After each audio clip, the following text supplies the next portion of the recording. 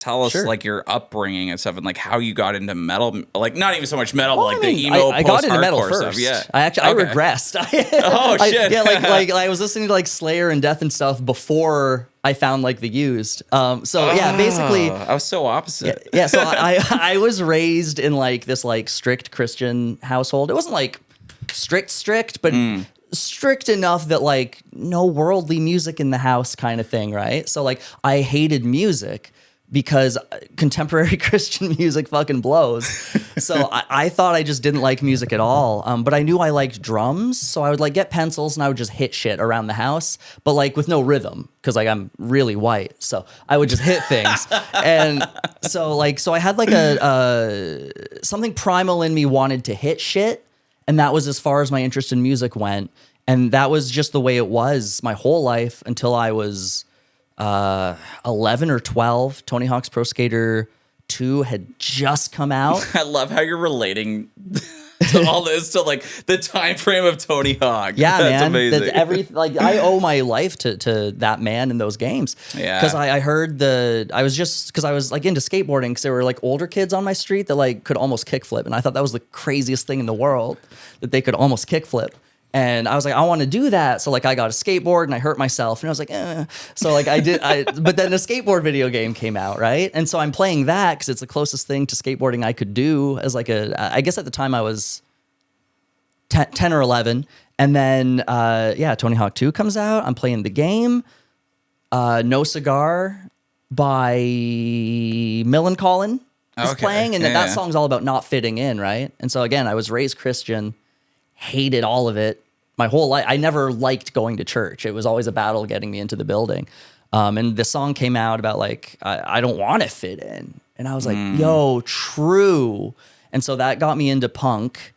And then like right away, I just started digging through like more music and louder music and angrier music. And within like 6 months, my like little preteen ass was like listening to Slayer and Death and Cradle of Filth and just, like the good shit. But those things aren't Christian. No. but it was like I had just like so I'm like secretly, like I'm not like listening in the car with my parents, but I've got my little like burnt CD that a friend got me. I paid him $5. He burnt me a CD. Dude, I used to fucking do that shit in high school when LimeWire came out. Yes, because we didn't have the internet. We didn't even have the internet. So I was buying CDs off of My Version of You. That's amazing. Mixtapes from my people. Dealer. Yeah. And so he was getting me, I would be like, I think like these bands, and he would get me that. And so I'd be like, And then, there was something with like the intensity and the screaming and like the distorted guitars, and it was everything the music in my house wasn't, right? Right. So I just like listened to that a lot. And then there was an itch that I needed scratched that like all those bands didn't quite do.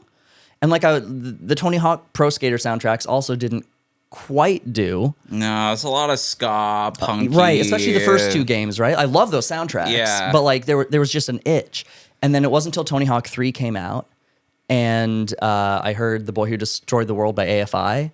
Ooh. And that was just like that little bit moodier, that little bit darker, that little bit more edgy and like theatrical and extra, I guess. AFI is on a different level. Yeah, I really man. enjoy AFI. And the older stuff, at least. Oh yeah, the old stuff hits. Like even to like Total Immortal came on a shuffle playlist. Like I don't listen to AFI a lot these days, but Total Immortal just came on Spotify the other day, and I was like, this is sick. But it was between that song and then my friend's older sister showed me this. She was like, you need to see this video because you like punk music. And I was like, yeah, for sure. And so she just shows me this video on their computer, and it's Burt McCracken of The Used screaming so hard he pukes live on stage. And I was like, that's so fucking sick.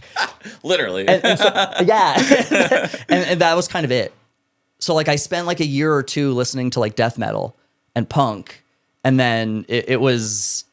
emo. Emo was the thing I actually wanted, because like they would scream in metal, and it was screaming, but it wasn't like it's character voices, right? Like especially Cradle of Filth. Like it's like the dude's an amazing voice actor, but he's not like emoting. And like punk is like cool and has a message, but like especially in that day, punk took itself so seriously they wouldn't let themselves be vulnerable.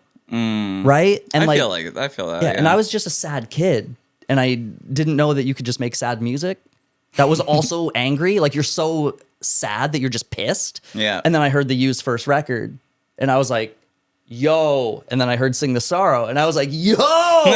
And that was kind of it. Like at that point, I was then like, okay, I need to, like, so I convinced my parents to buy me a drum set at the end of 8th grade.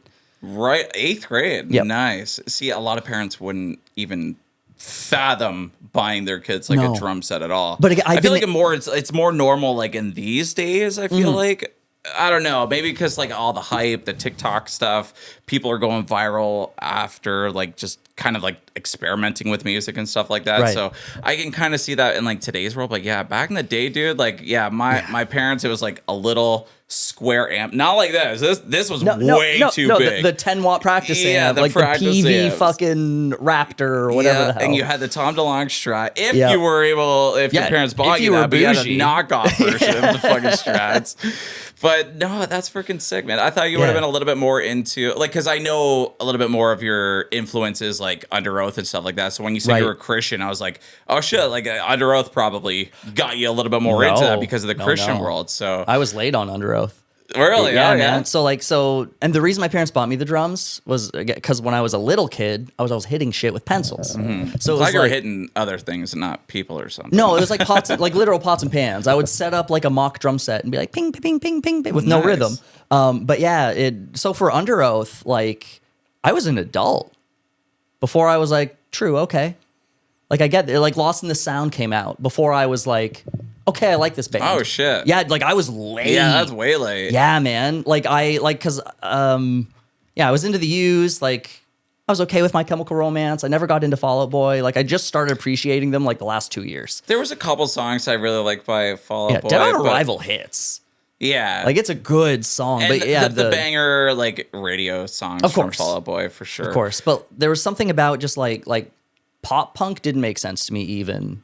Really? Until like Blink-182 and Sum 41 were probably the only two pop punk bands I really liked for years and years and years. Okay, I was gonna say, when did you start listening to them?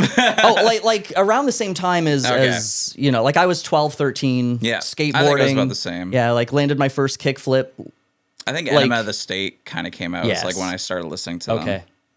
Okay, so you were young. But then I went a little bit back where it was like Shark Cat and Mark Tom Travis show and that is an all-time live record.